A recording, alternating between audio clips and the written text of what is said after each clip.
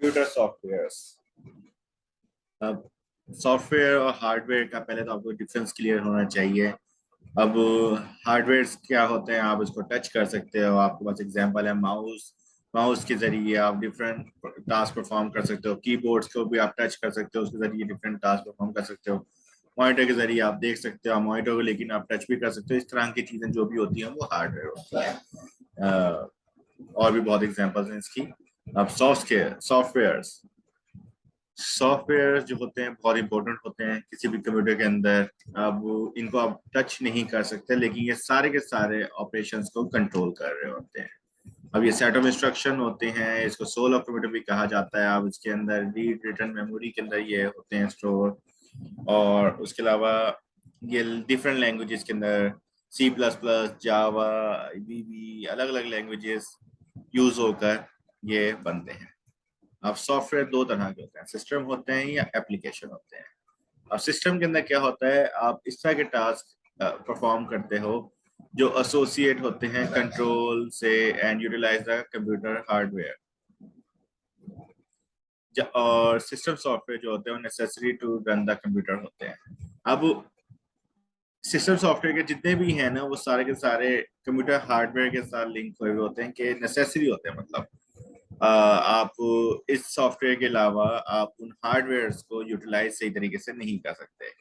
अब इसके जरिए आप प्रिंट कर रहे हो, सेविंग कर रहे हो, आप माउस को इसके जरिए यूज कर रहे हो। आप एक तरह से, मतलब ये एक तरह से ब्रिजिंग का काम करते हैं सिस्टम सॉफ्टवेयर जो है किसी भी हार्डवेयर और सॉफ्टवेयर के दरमियान। और ये क्या कहते हैं, यूजर स्पेसिफिक टास्क नहीं करते। अब यूजर स्पेसिफिक टास्क किस तरह से, जब कंप्यूटर स्टार्ट होता है, जब BIOS BIOS basic input and output system जब रन करता है, और वो पोस्ट टेस्ट मतलब जो रन करता है उस वक्त वो, तो वो यही देख रहा होता है बेसिकली कि आपके सिस्टम के साथ जो रिक्वायर्ड हार्डवेयर है क्या वो कनेक्टेड है या नहीं। तो वो इसी दौरान वो चेक कर रहा होता है इन टेस्ट के दौरान कि वो रिक्वायर्ड हार्डवेयर है तो कंप्यूटर ऑन होगा, अगर नहीं है तो वो ऑन नहीं होगा। अब वो प्रॉपर्टीज क्या होती हैं सिस्टम सॉफ्टवेयर की, ये यूजर इंटरफेस एक तरह से प्रोवाइड कर देते हैं आपको, यूजर अपनी मर्जी से यूज कर सकता है, मतलब देख सकता है इसके जरिए।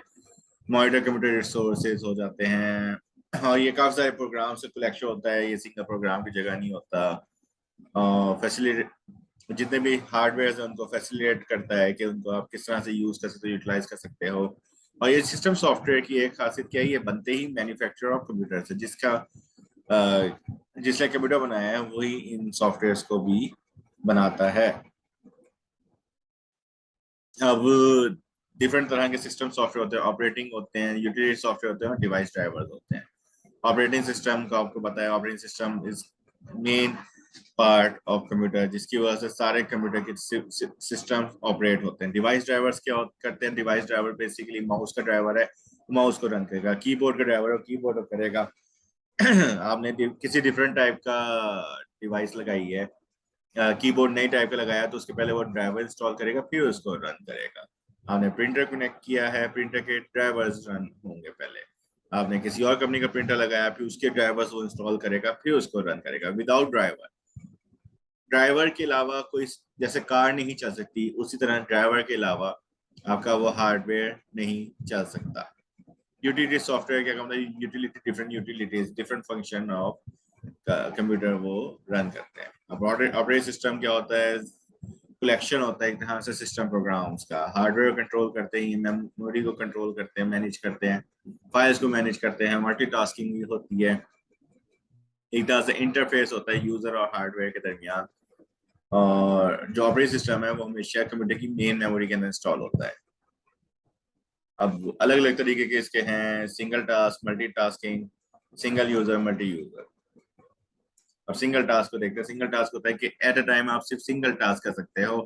अब जैसे आपने कोई सॉन्ग सुनना है, तो आप जब सॉन्ग प्ले कर रहे हो तो आप कंप्यूटर के अंदर कोई और काम नहीं कर सकते। विंडोज 95 और डॉस के अंदर यही इशू होता था, टाइम कंज्यूमिंग। अगर आपने सॉन्ग सुन लिया है और आप चाह रहे हो कुछ टाइप करना है, तो टाइप करने के पहले आपको सॉन्ग्स बंद करने पड़ेंगे, फिर आप टाइपिंग वाला सॉफ्टवेयर ओपन करोगे।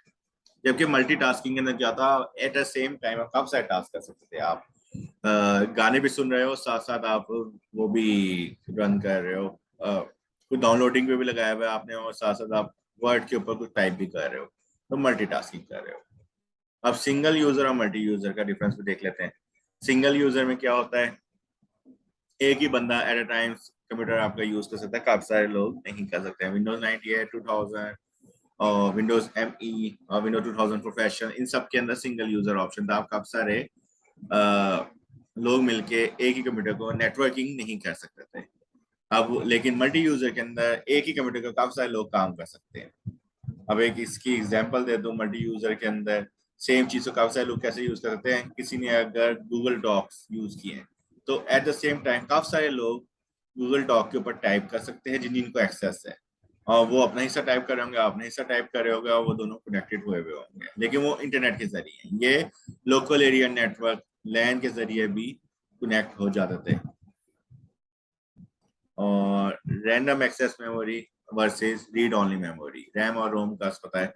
Random access memory basically temporary memory होती है, और ये इसका पर्पस मेन ये होता है कि रैम के अंदर जो चीजें सेव हो रही हैं वो आप जल्दी से ताकि उसको एक्सेस कर सको। अभी अभी आपने उसको ओपन किया था, दोबारा से उतना ही टाइम ना लगे उस सेम चीज को ओपन करने में। जबकि रीड ओनली मेमोरी जो होती है वो परमानेंट डेटा होता है, आपका डेटा परमानेंटली सेव होता है। मोबाइल फोन जो आजकल बन रहे हैं वो इस तरह से तो बन रहे हैं कि ये 464 है, तो उसके अंदर 4 होती है आपकी क्या कहते हैं रैम, और 64 होती है आपकी रोम।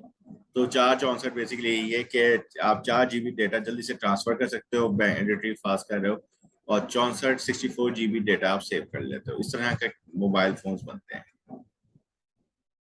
Thank you.